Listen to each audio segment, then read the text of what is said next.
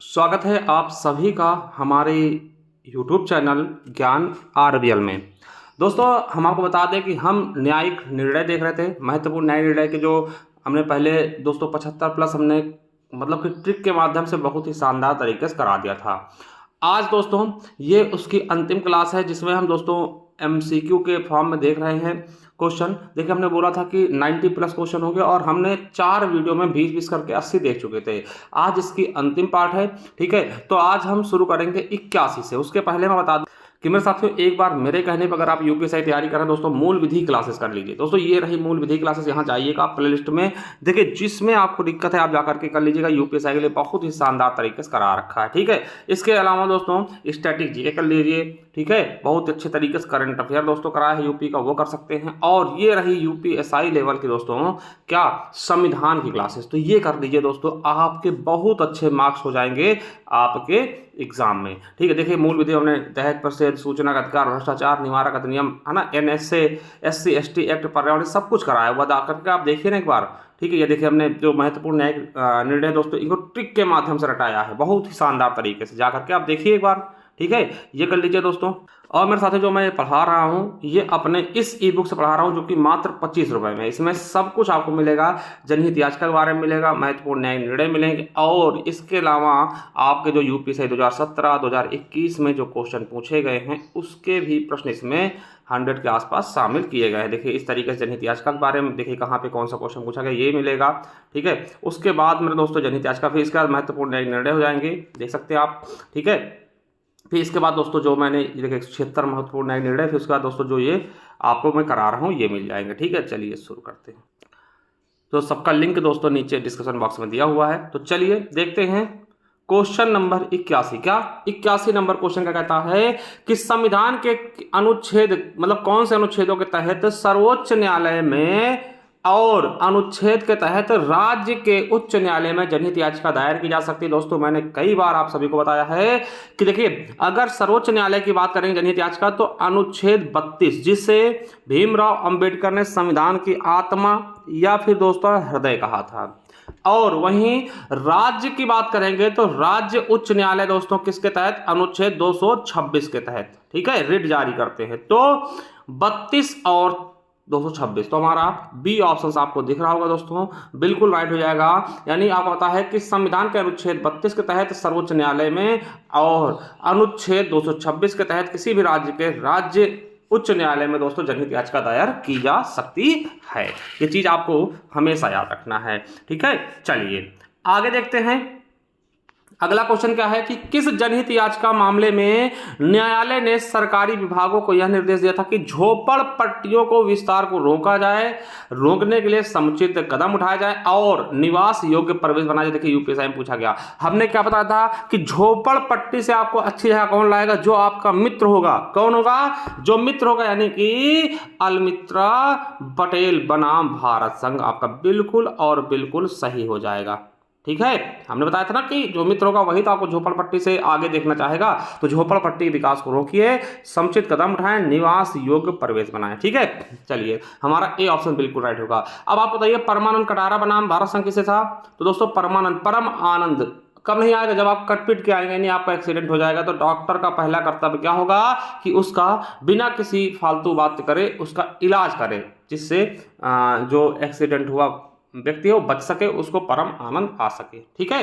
चलिए ABC बनाम राष्ट्रीय, देखिए एक दो लोग ऐसे होते हैं जो कि मतलब बिना पिता के दोस्तों क्या होती है, माता बन जाती है ना, तो ये चीजों के बारे में हमने बताया था आपको। चलिए अगला क्वेश्चन क्या कह रहा है हमारा 83 नंबर कि किसी रिट याचिका को जनहित याचिका के रूप में दायर करने के संदर्भ में निम्नलिखित में से कौन सा सही है, मतलब क्या सही है। चलिए यूपीएससी में पूछा गया है। तो पहला है रिट याचिका किसी ऐसे प्रश्न से संबंधित होनी चाहिए जो जनता या लोगों के एक बड़े समूह को प्रभावित करता हो, ना कि किसी विशेष व्यक्ति को। दोस्तों कई बार मैं चीज बता चुका हूं, वेरी वेरी इंपॉर्टेंट और सही भी है, कि अगर आप जनहित याचिका डाल रहे हैं दोस्तों, ठीक है, जनहित याचिका डाल रहे हैं दोस्तों, जनहित याचिका आपके पर्सनल हित में नहीं होते कि भैया आपकी रूम मालिक से, कमरा मालिक से लड़ाई होगी तो आप चले गए, आप घर में लड़ाई होगी तो आप रिट डाल रहे, नहीं।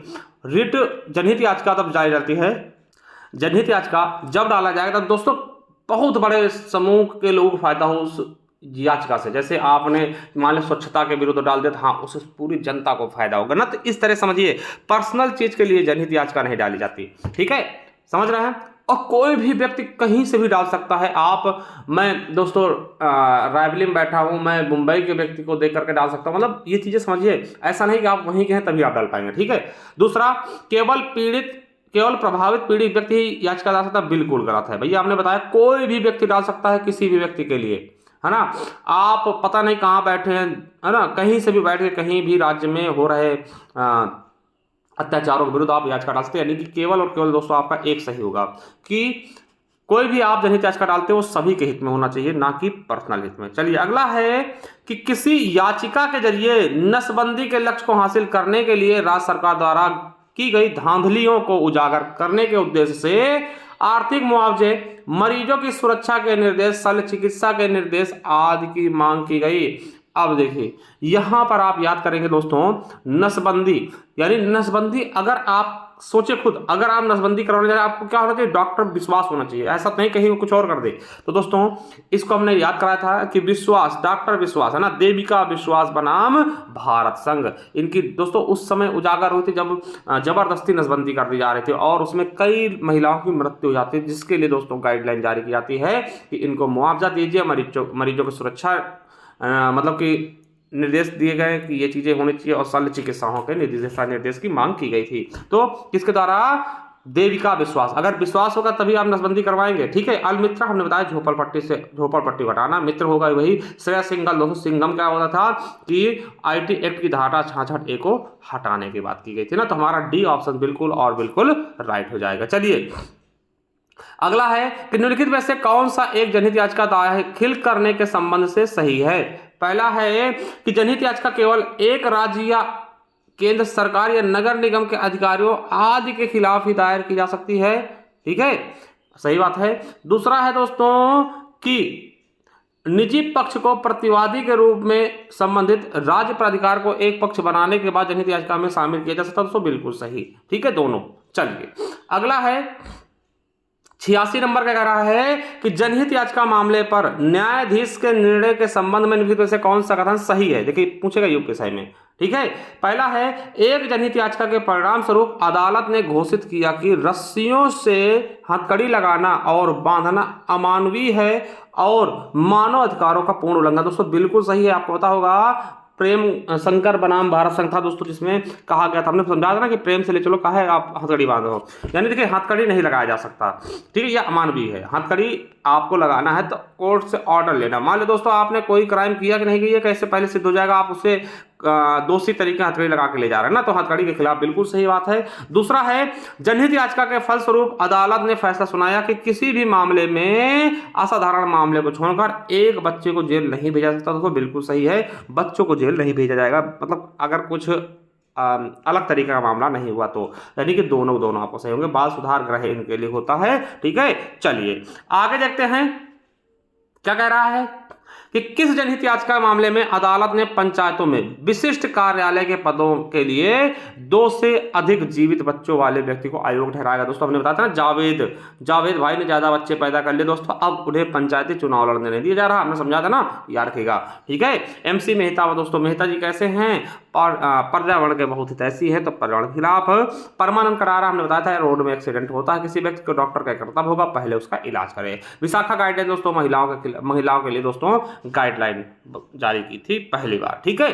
चलिए आगे दोस्तों, सर्वोच्च न्यायालय ने हाल ही में जनहित याचिकाओं के संबंध में कौन सा कथन सही है।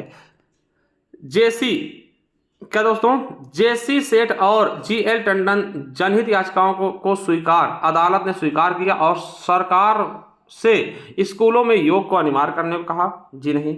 एक जनहित याचिका के आधार पर सर्वोच्च न्यायालय ने सरकार को राजनीतिक दलों को दिए जाने वाले दान पर आयकर छूट पर पुनर्विचार करने की सलाह दी। दोस्तों बिल्कुल सही जाएगा B नंबर, ठीक है, D नंबर बिल्कुल सही। चलिए 89 नंबर का कहता है कि जनहित याचिका दायर करने के संदर्भ में निम्नलिखित में से कौन सा कथन सही है।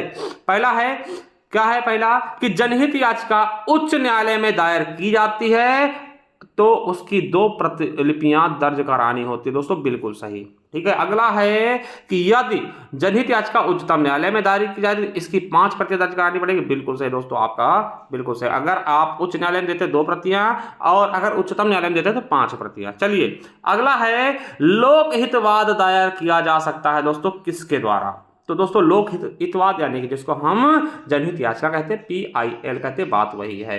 तो किसके द्वारा दायर किया जाए, किसी व्यक्ति द्वारा या जिसके द्वारा मूल अधिकारों का उल्लंघन हुआ है, किसी व्यक्ति संस्था। तो दोस्तों किसी व्यक्ति द्वारा किया जा सकता है, संस्था द्वारा भी किया जा सकता है दोस्तों, NGO जो होते हैं।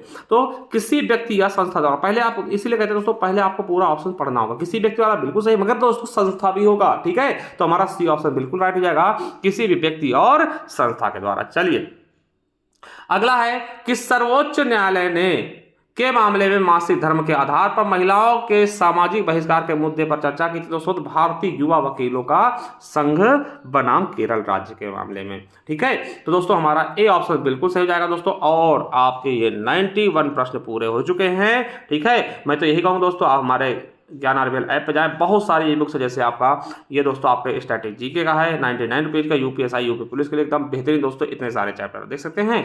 हिंदी साहित्य का है, ठीक है, बहुत सारे ई बुक्स है, हिंदी ग्रामर है, हिंदी वर्णमाला है, आप देखेंगे संविधान हो जाएगा और आपका इतिहास हो जाएगा, और दोस्तों देखेंगे उत्तर प्रदेश स्पेशल है, भूगोल है, सबके सब दोस्तों हमारे ज्ञान RBL ऐप पे आपको मिलेंगे। उसके लिए मेरे दोस्तों आपको हमारे ज्ञान RBL ऐप को डाउनलोड करना होगा, और दोस्तों चले जाना ई बुक्स वाले कॉलम पे, आपको PDF स्वरूप जो भी ई बुक लेनी है। जैसे यहाँ आएंगे आप देख सकते हो दोस्तों, ये home guard special topic batch है, 121 रुपये में आप निकलवा के इसे प्रिंट करवा सकते हैं।